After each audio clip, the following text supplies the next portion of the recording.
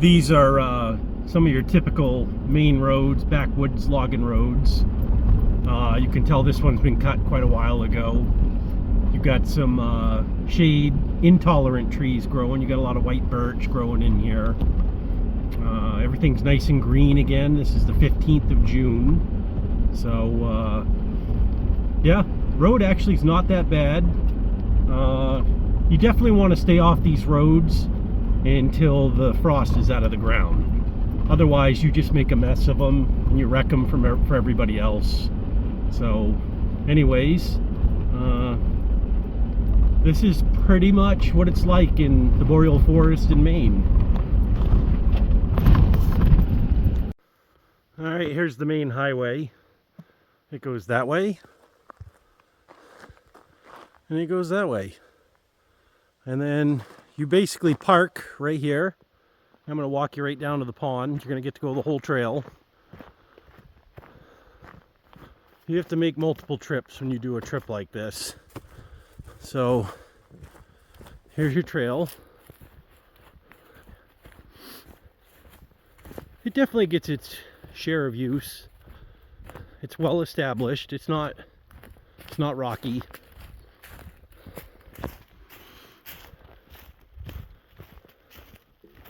And always be on your lookout for poison ivy up in this kind of stuff.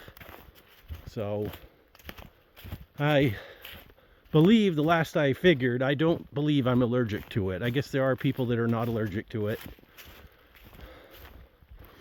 Doesn't seem to bother me. But as you can see, this is all downhill. It's not really much of a slope yet. But as you come down,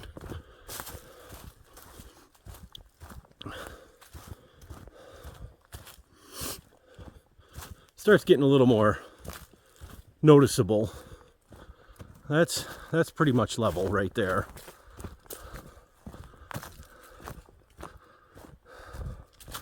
I always, when I do this, I bring a change of clothes. So when I'm done doing this is all downhill right here. When I'm doing this, I can feel a little bit more rejuvenated when I get back in my truck and the wind starts hitting you.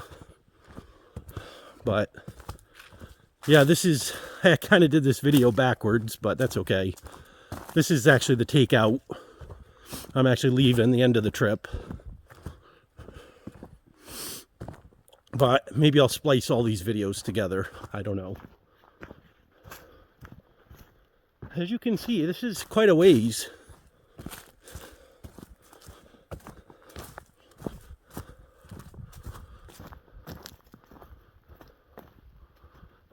It's not too bad once you get down close to the pond. You can see it already. Bunch of down pine. A lot of down pine through here. Great place to get some firewood. You just bring it across the pond with you.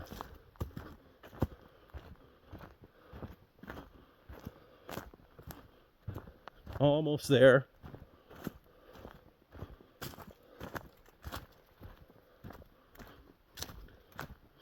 And the pond. And I am actually starting to take my stuff out, so this is going to probably take me about an hour and a half. It's a good workout for sure. But yeah, this is a great place to come. Well worth every ounce of sweat that you drip getting in here. That's my last trip. I'll take the boat out on the last trip. I actually broke my canoe cart coming down in here, so that's all right. I'll do it the old-fashioned way. I'll just carry it out, put it on my head and shoulders, and walk out with it. Anyways, this is the end of a good trip. We'll talk to you guys later. All right, folks, this is one of the places I come camping. So I'm not going to tell you the spot. If you know it, you know it. If you don't, you don't. But I'm not giving this one up. You have to put in way over there. I know I just can't really tell from here, but there are some boats over there. And it's very nice. Very nice. Hard to get down into. So if you're out of shape, I would not recommend this adventure for you. Anyways, you got to come down. It's probably about 200 yards down a hill with all your gear. You have to put in down there over that way, and then you have to come across the pond. Come across this pond, and then you arrive at this campsite. So it's quite an awesome spot. You got a sandy beach. It's absolutely beautiful here. So the water, as you can see, crystal clear. One of the first things I do when I get to a new campsite, or a campsite in general, if I can do it, I take a bait trap, I throw it out into the water. As you can see, it's out there, loaded with cat food. That seems to work. Somebody told me that and I tried it and it works, so that's what I use now. So anyways, coming into the campsite, you can see you have a pretty nice beach. Kind of walking it so you can get a scale of the size of it.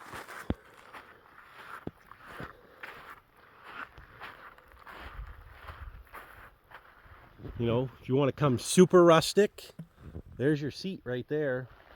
You can see people over the years have carved out little spots to sit on it. Put your butt cheeks right in there. That's roughing it. Anyways, quick view of the site.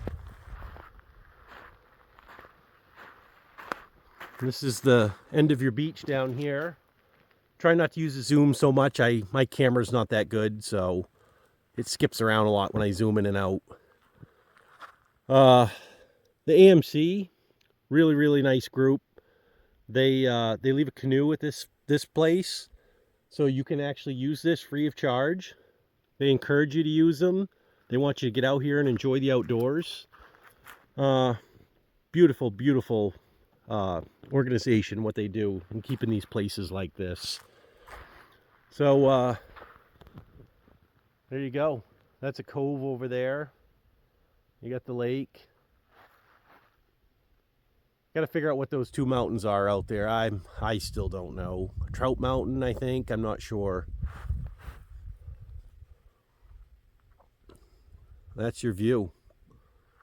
And then I definitely bring a little technology. It's nice. It's handy. It's convenient. And I've hurt myself in the outdoors, so I try to plan things a little bit better now and let people know where I'm going. Always let people know where you're going. It's very important to do that. So anyways, here I got a 100-watt solar panel. Yeah, it's a lot of work to bring it down in here, but it's worth it. Starlink keeps me connected. It's nice to have that ability. It works with all my devices. So why buy an Garmin InReach when I can make a call on my phone using the Wi-Fi? So it's fantastic. I keep a little solar panel down there. I charge just little things up with that. But right now, got a Blue Yeti, power and everything. So during the day, when it's sunny like this, I can charge things at the same time. So I do that a lot. So right now I'm charging my speaker for tonight. My fan, I have to sleep with a fan no matter how cold it is.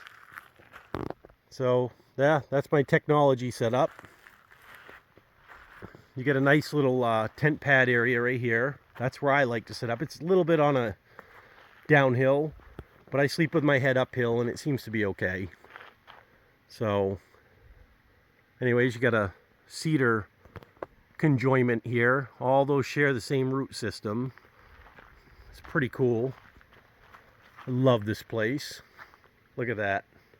They're all intertwined. These are some big cedar. I mean, I'll show you. That gives you some perspective. I mean, that's got to be at least 24 inches, probably a little bit more across. That one, even bigger. Look at these. These are old trees. They've been here a long time. Probably seen a lot of people come here camping. But that's my tent. That's my summer setup. I love it. And then you got a tent pad right here, full of roots. I'm not a big fan of it. It does have a nice flat spot right if you get it just right. But somebody hung this line. I'm not a big fan of it, but usually people want to set their sites up the way they want. Take your stuff down when you leave, that's all. I don't mind it up there. I mean, but it's just let people have the peace to set things up the way they want. Don't leave your stuff. Anyways, kind of the inside the tent or campsite. You're nice and shaded in here.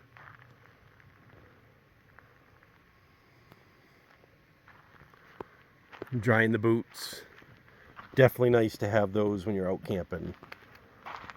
So this is the setup. Hanging some stuff off the tree. Got my hat wet. My sweatshirt wet. Trying to dry out this campsite registry. It was soaked. So they had it in a Rubbermaid Tupperware dish or whatever, but it doesn't seem to be holding the water out. Anyways, that's my dry food section. I keep everything I need in there. Spices, cornmeal if I catch a brookie, all kinds of different stuff. Try to keep it stocked up for the summer. So it's heavy right now, so it'll get lighter as the summer goes on. Dish pan. I got some chips sitting out there. I was thinking about it, but I'm not super hungry. Potatoes. Thank you, Samantha, for reminding me. I left those in the cupboard. Cat food. Rock. Jim Beam. I like this setup. I just got this. Very nice. So it's a 12-volt deep freezer refrigerator. So you can bring your food out in it, not have to carry any ice. And I power it off this right here. This Jackery. I'm not sure which model it is, but it's one of the smaller end ones. It'll power this generator, or sorry, cooler when it's cool out like this. It'll do it in the summertime. You use a lot more battery, but this is only used like probably 30% of the battery since I plugged it in. Dishes, trash bags, coffee making stuff, fresh water. I have more up in the truck if I need it. Do dishes, rock, just like a miscellaneous stuff. Logan and Trevor got this for me for Christmas, and I absolutely love it. It is beautiful. It's a Milwaukee electric chainsaw. It does have an oil reservoir. So it's nice. Sometimes I just use motor oil. It works on it great. Use the thicker stuff though. The lights, got little candles and stuff like that. It's nice sometimes. First aid kit, sunblock, 2 different types of bug spray. Sometimes the bugs don't care, and then if you put the different one on, they don't seem to like that one. So it's nice to have the choice. Another some paracord. I was gonna put my tarp up, but the weather forecast is good, so I didn't do it. So if it does rain, I just take my tarp and I just cover up everything on this table. That's what the rocks are for. Trash bag for stuff that you can't burn up in the fire. Firewood. So if you notice, this is mostly cedar. And then down at the very end, when I first got here, I got some of this pine. It's pretty dry stuff, so that's very dry. This pine right here was from a tree that fell over down there. So I cut some of it up. It's really wet, so I put that closest to the fire. And then cedar, a couple big logs for tonight.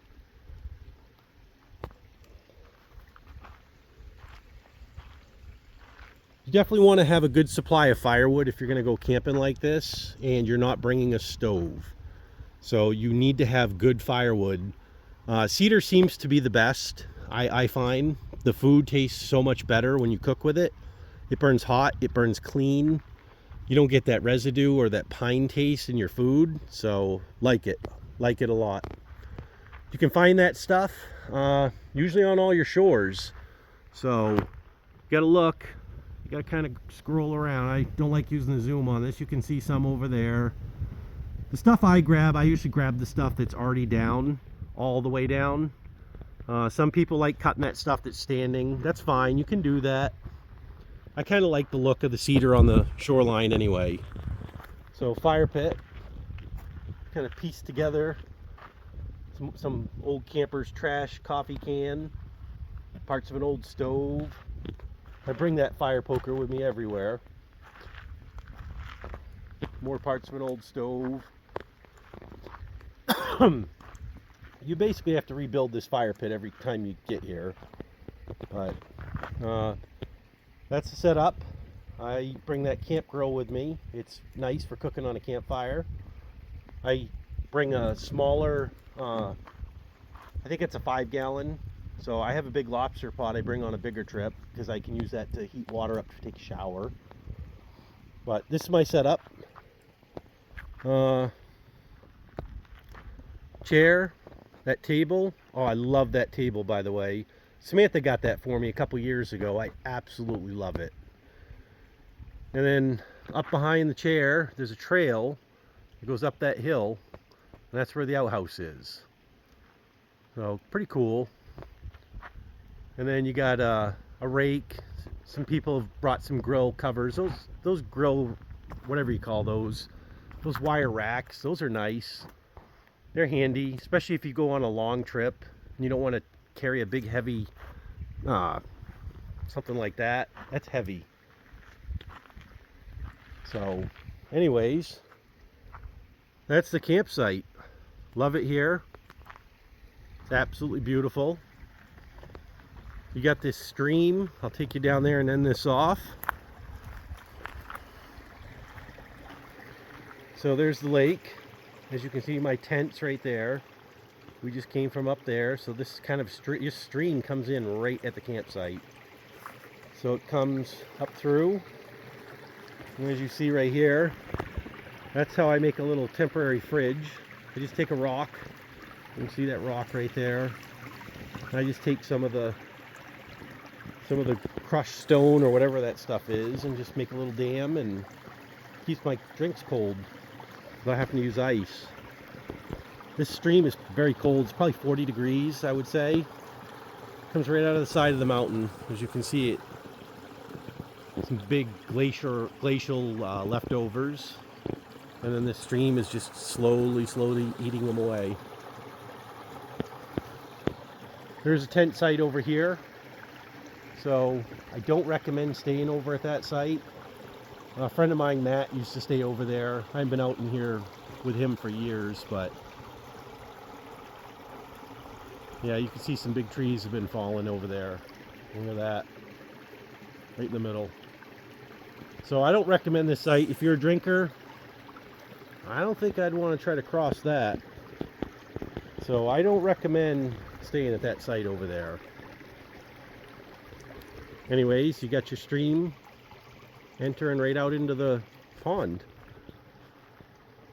So it's nice. During the day, middle of the day, it's nice. You can come back to your site. Just sit here, listen to the wind, hear the water, the loons. Doesn't get much better. Love doing this. And your sunset this time of year.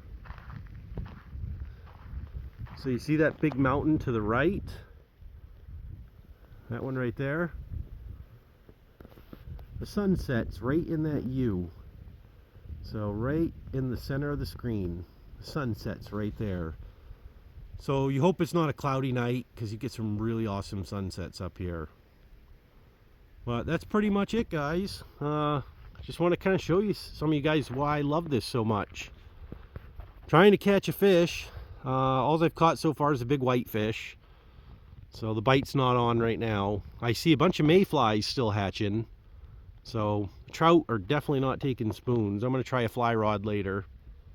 Hopefully the lake calms down. I'm gonna go right out in the middle because they're right out in the middle where I saw them rising. But yeah, this is a awesome sight. It doesn't get much better than that. Yeah. Oh, almost forgot. Gotta show you the fishing setup. It's a little John boat. My mom's boyfriend Billy sold this thing to me years ago. Love it for this kind of fishing. So, got all the essentials: life jacket, tackle box, net, couple rod holders, my fly rod.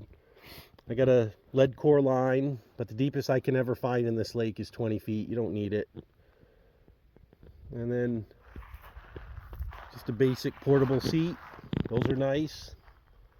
A Honda. Found my old fish finder, ATV battery, and a GPS does everything my other one does. I can even mark everywhere I'm seeing fish. So, yeah, this is an awesome spot. Don't recommend doing this at night. If you're not experienced, do not try this at night. So, and don't forget, if you're crossing a lake at night, see that little vent cap right there? Make sure you open that thing up. I would get probably about 20 yards and my motor would quit. 20 yards and my motor would quit.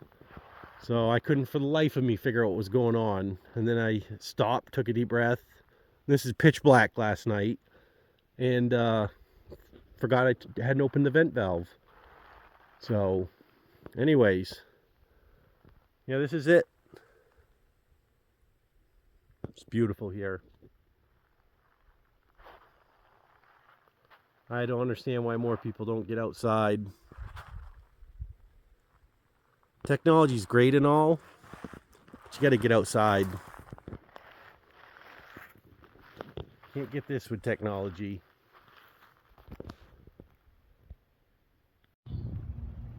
How you doing? I just want to kind of do a quick technology portion of how I go camping and why I do it. This is a nice setup right here. It's a 58 quart cooler, U-Homie. I got it off Amazon. Jackery Explorer, very basic. So I can use that Jackery and this 12 volt cooler pretty much for about 2 days off my Jackery, as long as I keep it in the shade. They have an insulation casing you can get for this, but I haven't had a need to use it. I do live in Maine, so you can see right now I have that set to 31. You have to set your temperature a little bit low on it because it has a compressor. It kicks on and off, so you want it to go cool down, and by the time it gets back up to its temp to cool it down, it doesn't have to go as far. So yeah, that's a basic technology. I'll show you a little bit over here. So as you saw, I had a Jackery Explorer over there for a power station. I also have one of these Blue Yetis. I use that more for keeping my phone charged, keeping all my, like my fan, you know, basic stuff like that. So I find that the Jackery, unless I bring my long cord for the Starlink, I have to keep the Jackery kind of, or Blue Yeti, a ways away from my campsite. But other than that, I have this one as well. Then I have a little solar panel on top. I use that if I want to charge like a headlamp or something like that. So that's my Starlink. So that is fantastic. That is a Starlink Mini. It's a great investment if you're going to spend some time in the deep outdoors. I highly recommend something like that, or a Garmin InReach. So you got to be able to have the ability to get a message out if something happens, because when you go camping into places that are solo, you're solo in a place like this. As you can see, there is nobody here. If something happens, you got to be able to take care of yourself and get yourself out. And if you can't, that's why I have that now. To me, it's worth it. I can get internet on it as well. I didn't have to buy any special devices. I can, if I wanted to, I could bring my laptop and I could watch a YouTube video on how to cook a brook trout a different way while I'm out here fishing. So it is fantastic. Your navigation works on your Google Maps. So who needs a secondary device? or 3 devices when you can just have this and use it with all the devices you already have. So, and then the last thing I have, I bring this. I like it. It's the Harbor Freight 100 watt solar panel. Can't remember what I paid for it. I've had it for a while. Actually, I have 2 of them. I use one at home too. It does put out pretty close. I've seen it put out as much as 90 watts. So it does get right up there. I've never seen a 100 watt panel put out exactly what it's supposed to put out. So, but this one does pretty good.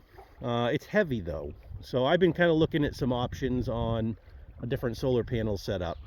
And just keep these ones at home and use them to charge, you know, stuff around like batteries and stuff like that. They're great for that. But yeah, that's my basic technology setup. And I like to go with a gas motor, definitely safer. Sometimes when I go with a canoe, yeah, if I do go with a canoe, I bring a double blade. Because if you get caught in wind in a canoe and you're by yourself with freight, you got to be careful. So the double blade gives you a little more control. So, and I do have my John boat. So this is kind of my backwoods kind of setup. I have to carry all this stuff down in here too. So it takes a lot of work to get into a place like this. Good exercise. But yeah, it's a great place. So, and then this canoe, they let you use it. You can use it to fish with or haul your gear across. As long as you put it back and take care of it, they don't seem to care. And yeah, this is the site. Technology, you can have it here too. I try to limit myself on how much I do out here, but so far, loving this setup. Brings camping to a different level, I think. So, and there you go. Just want to take a minute and show everybody kind of how I pack my dry box. Everybody kind of probably has their own way, but I have mine. As you can see, for the most part, I'd unpack a little bit because I was getting ready to leave, but keep all your canned goods, all your hard stuff, all your stuff in boxes that will hold its shape well. Keep all that stuff together. Try to keep that on the bottom, whatever you do. So if you do bring a lot of this kind of stuff, just line your whole bottom of your box. So line the whole bottom right down along there, and then put all your looser stuff, lighter stuff on top. You go from heavy to light. So basically you can see, and then you can put paper towels and stuff like that. I keep freezer bags, some trash bags, stuff like that, bags of salt and sugar. So cornmeal, this is an important ingredient if you do a lot of trout fishing. So I'm going to put that right over there. Basically, when you pack your dry box, just kind of want to keep everything together, tight as you can possibly keep it. So you can put a little air in some of your bags as you get towards the top, your Ziploc bag stuff. But basically all I'm doing is I'm just putting the lighter stuff on the top. You can see it's not too complicated. When I'm getting ready to leave, I pack it up the same way. So, I know, cat food in my food box. It is a type of food, even if it is for fish. You know, you can even have stuff like chips. You just got to pack this stuff right. If you pack it right, it's not too bad. So, I'm going to actually turn that way. And I even have a loaf of bread. This has survived the trip down in and the trip out. So, not too bad a shape. I keep that right on the top no matter what. So even if it rolls one way or the other, it's not going to really go that far. So, and I always keep a basic take care of myself bag with my food. I do keep that in a Ziploc bag. A lot of people say don't keep chemicals with your food. I don't have any problem with it. So I got this tote at Cabela's. It's pretty handy. I'm pretty sure they carry them year round. Not too hard. Put your lid on. You got 4 clips. And it's on wheels. As you can see, it has some wheels. Very handy. Like this. It's rugged. I hauled it all the way down in here on the trail. So it's held up well. So good dry box. Very important when you go camping. You want to be able to have your foods, your nutrients that you need to have while you're out camping, or the bad stuff, however you decide to camp. But a dry box is the secret. You can throw stuff in bags and carry all those bags, and you're still carrying just as much weight. So you might as well just get yourself an organization to what you're doing. I've been thinking about making some little inserts, little slides that I can put in there. And so I can keep like canned goods together and, you know, oils and cooking vinegars, stuff like that. But yeah, this is handy. I like it. Good dry box is definitely the way to go. This is a very simple recipe, campfire food. Basically, English muffins, pretty simple. A stick of butter, and you basically take a couple little thin slices of butter, put them on top of the English muffin like this, put it on the campfire, and once that butter starts melting a little bit, and I just take them and I go like that. I go like that.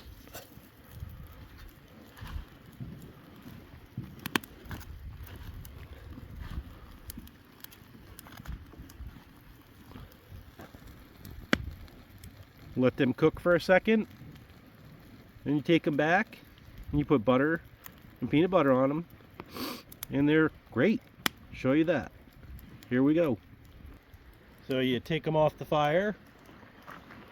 Basically, I put some basic things away while that was cooking.